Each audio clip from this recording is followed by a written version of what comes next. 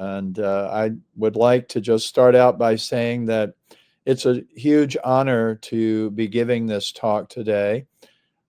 Whenever I give a talk, I remember where I was in the past. Quite often, I used to be a substitute for more esteemed speakers.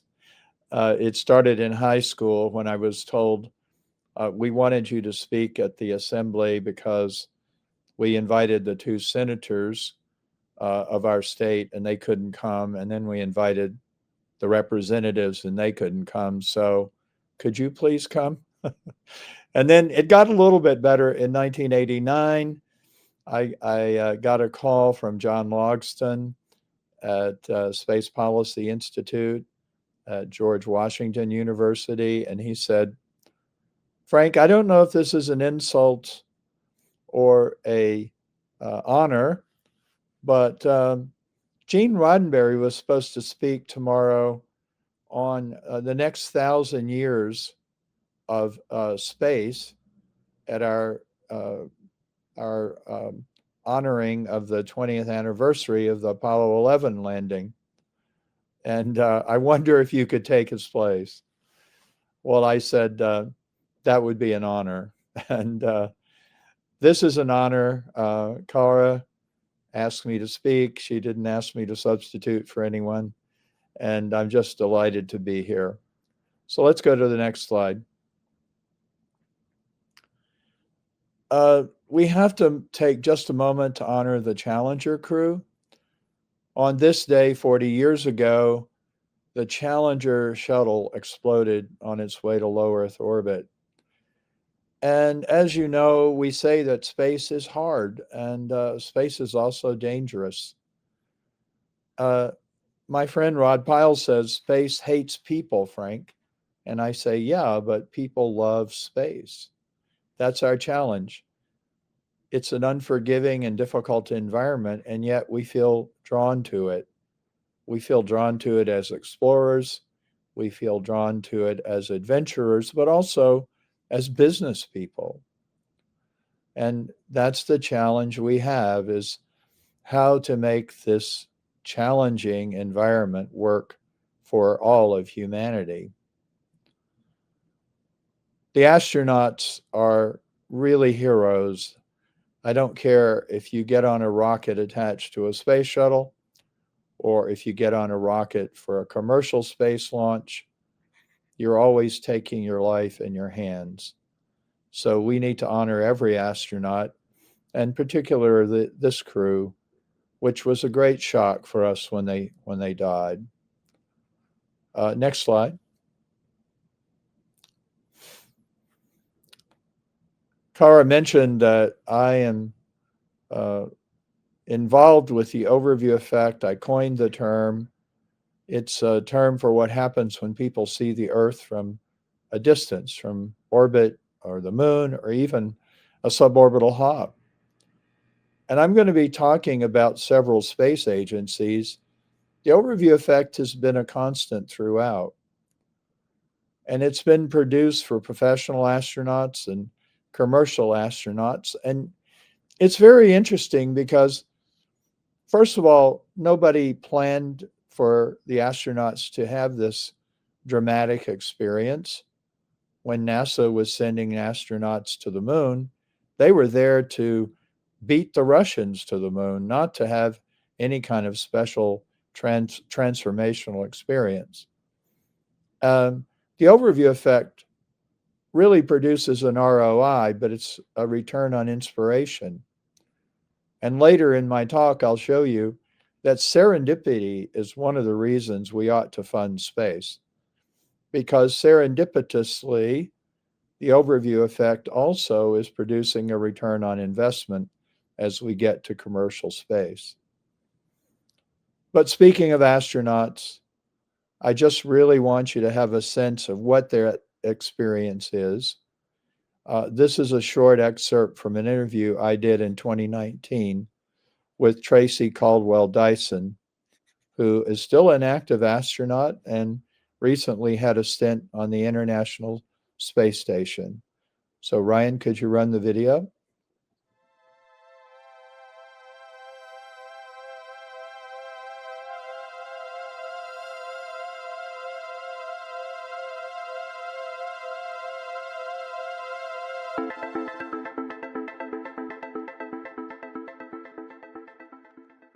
My first look at the Earth from that vantage point was on Ascent in my wrist mirror, looking at the aft window behind me, knowing that I was the first one that had to get out of their seat and film our external tank falling away. That was my first job, aside from all the monitoring that I had to do.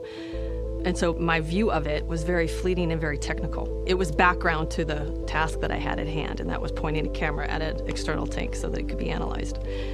Then when we got into orbit, we had a very fast-paced mission, which all space shuttle missions were. You had 10 to 12 days of fast-paced work.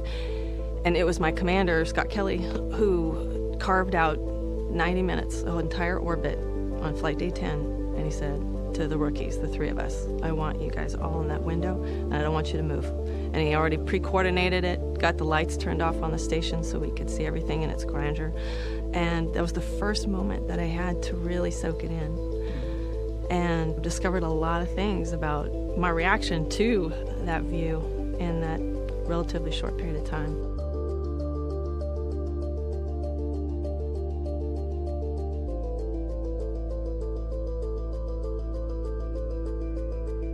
And then, of course, there was my space station flight where I lived up there for 6 months, and every night that I could, I was planted in that cupola, much like the picture shows, and gazing at it. And there wasn't a single regret I had about the time I spent there. In fact, it almost, I dare say, grieved me to think about how in the world am I going to describe this? There's no words. There's no picture I could take to do it justice. There's no watercolors that I could put on paper to come close to the vividness, the ever-changing picture that I see staring at this planet. Everything from the colors to what changes the atmosphere goes through, depending on where the sun angle is and whether the moon's in the view or not, to just how fast we're going over the surface of it and the way shadows are changing. You could see the same landmass over a period of 2 weeks and it looks completely different because of that. To then looking at the stars and the blackness, a black that nothing here on Earth ever can replicate.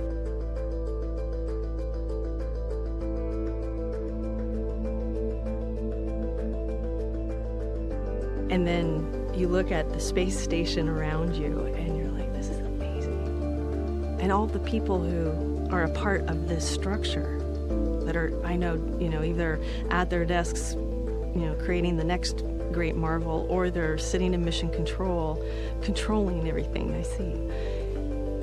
And that's where it kind of hits you that you are but a small fraction of the human race that will ever get to see this the way it is right now.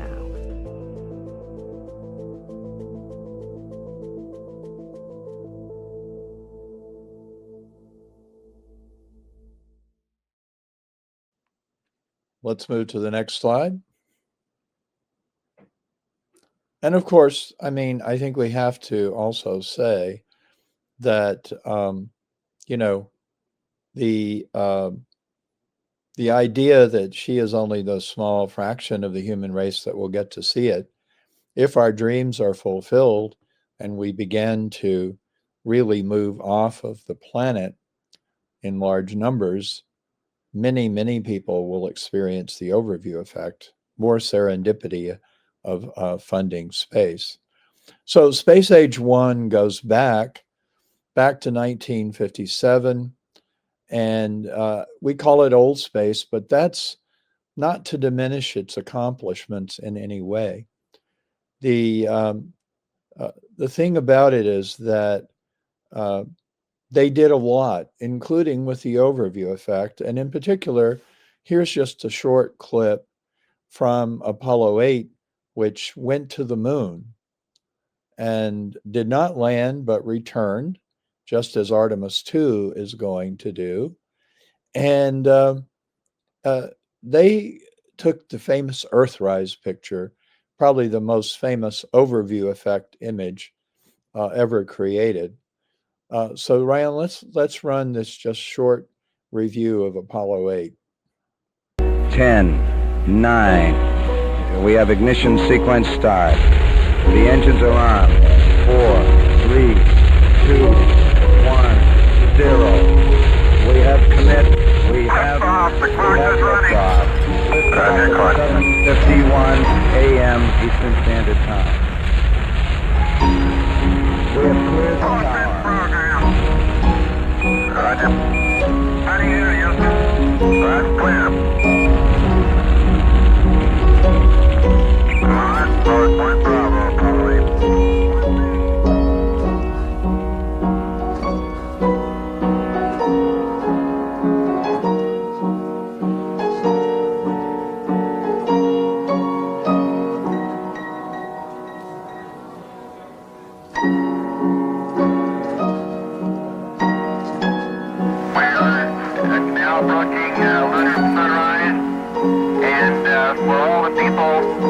Back on Earth, the crew of Apollo 8 has a message that we would like to send to you. It's awe-inspiring, and it makes you realize just what you have back there on Earth. The Earth from here is a grand oasis of the big vastness of space.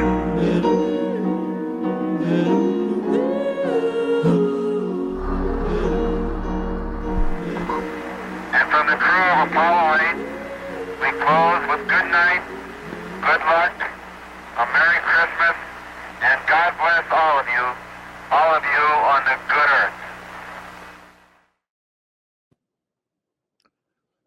So old space really goes from around 1957 to 1987. And we tend to talk about that as just nothing but government funding. But that's not entirely true. In those days, NASA would tell the big aerospace companies, here's what we want you to do.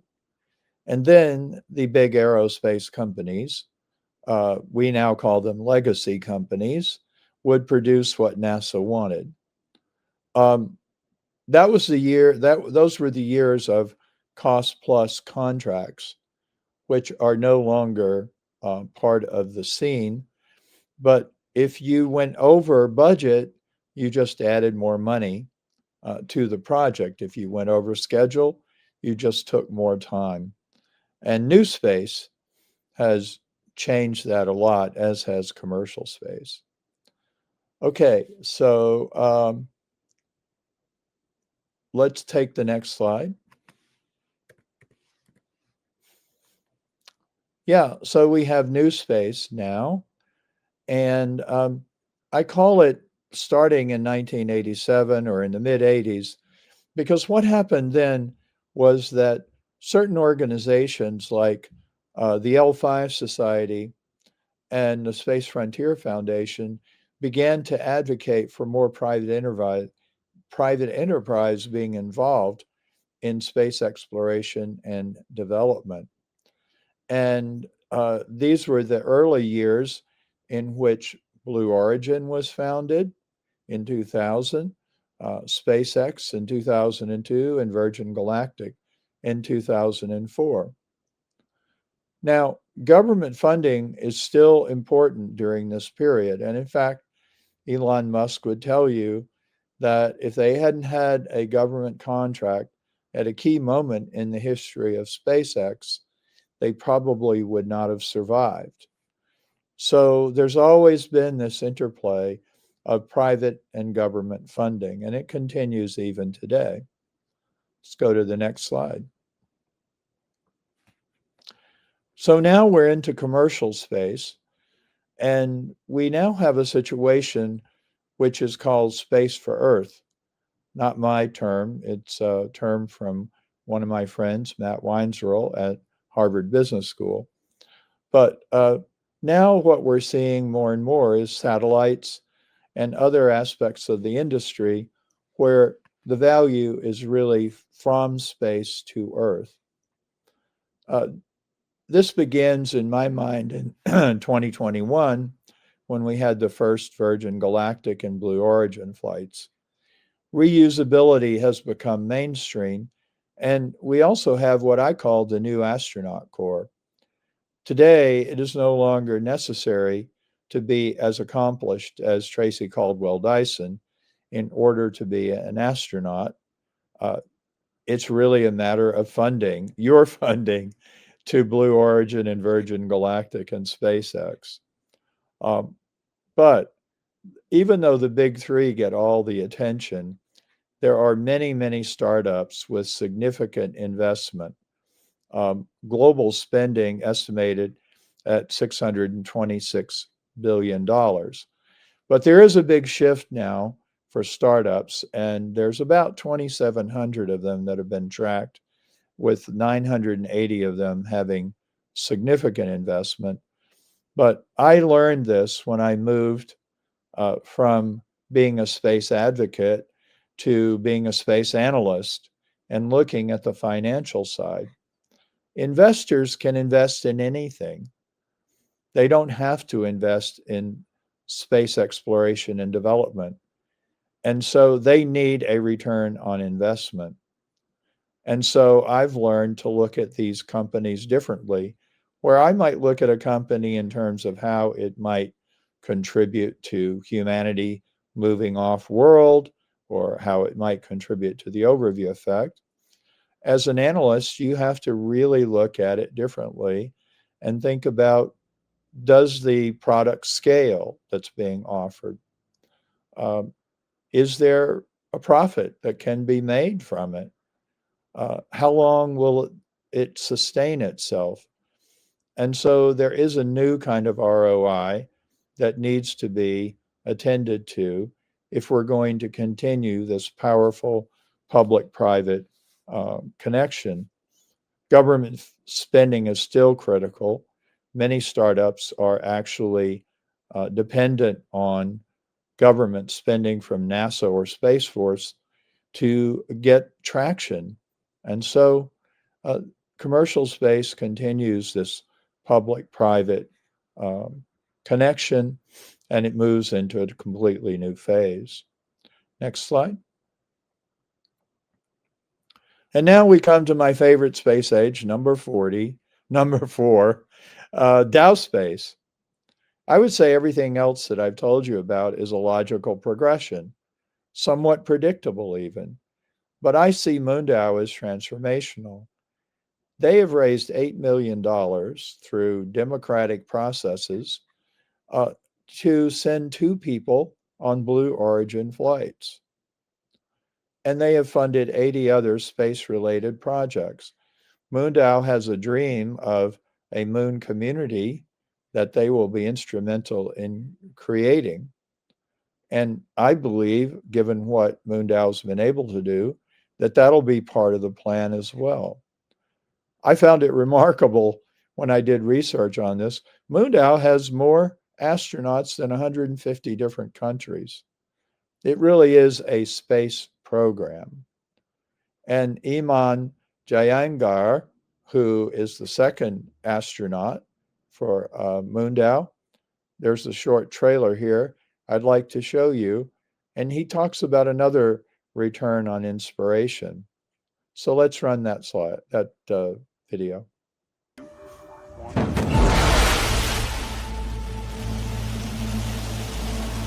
What I want to talk to you about today is that you can chase crazy dreams. You know, if you have big, wild dreams, that's okay, and you should keep those dreams. And if you set your mind to it, you can do whatever you want, whatever that goal may be. Okay, so how did I get from being this awkward little kid at the Boys and Girls Club to floating in space? How does one do that? How do you get from point A to point B? Hello, I'm Dr. Iman Jangar. I'm an astronaut cardiologist and an educator. The space stuff was kind of crazy because I grew up, my first recollection of rockets was in Iran. You know, the bomb sirens would go off and we'd have to run to the basement. It wasn't until we got here and went to Huntsville, and luckily we live, you know, close to the Space and Rocket Center, that I was able to see that, wow, these things are amazing, and they send people to space, they send people to the moon. When I first found out I was going to space, I was ecstatic. I mean, it was something I've been trying a long time. Even in the last 4 years, every opportunity I have to apply, I'm applying for things. In a lot of ways, I'm living the American dream. You can be an immigrant. You can work hard and with the right support, raise up to do big things. You know, for me, that was becoming a physician, and then it was becoming an astronaut.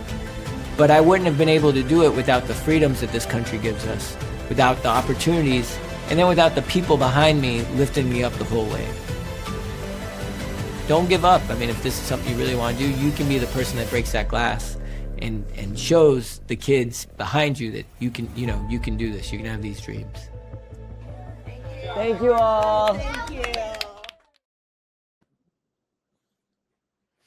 So Tracy Dyson, a NASA astronaut, inspires us with a description of the view. Iman inspires us with an understanding that maybe you want to be an astronaut. Maybe you could be a commercial astronaut. And don't give up. Or maybe you have a different dream. Doesn't have to be space related. But, you know, pursue your dream and don't give up. And he never did. And he got to fly on a MoonDAO mission. Next slide. Well, Space Age 5 is the future, of course. I think it's going to be an incredibly exciting future. My two great passions in technology are space and AI, and I see the future of humanity off-world being very closely connected to robots and AI. And in fact, I think they're going to merge where space and AI are just almost spoken of in the same breath. Part of this is because there's a huge interest in how are we going to supply the energy that is needed for AI. And people have suddenly realized maybe we could put data centers off-world. Sam Altman has recently said just that. And he's talking about how OpenAI might well build its own rocket. And he's also talking to Stoke Space about a partnership with them. So it's going to be a great future, and I'm pretty sure MoonDAO is going to be part of it. I think it was Kara who mentioned that the estimate of where the space business is going to be in not too long from now, $1 trillion to $1.8 trillion. That's really incredible growth, and very few people have denied it. People are very bullish on the industry as a whole, but as I pointed out, new space companies have to prove themselves by generating a return on investment. So those two things have to be dealt with. And I know our speakers who are following me are going to go into more detail on that. So final slide, please, Ryan. In the future, the Earth will always be in the sky. This is actually the Earthrise photo. It could be a view from the MoonDAO space community looking back at our planet. When I first started working on the overview effect, I imagined it to be an experience of space people, not of astronauts. I started interviewing astronauts because there were no space people living permanently off-world, and there aren't any of them today either. I believe that over time, this will generate an incredible change in our species, how we think, and how we see ourselves. And there's going to be a lot of business out there as we move from space for Earth to space for space. I am confident that MoonDAO will be there and will play a very big role. Thank you very much, everyone. Thank you so much, Frank. That was fantastic. What a powerful introduction for us, an overview, and really grateful to have you here. We had a lot of people saying hello to you on LinkedIn. I know you probably can't see that as you're speaking, but Everybody. I know a lot of people admire you in the industry, and thank you again for your contributions.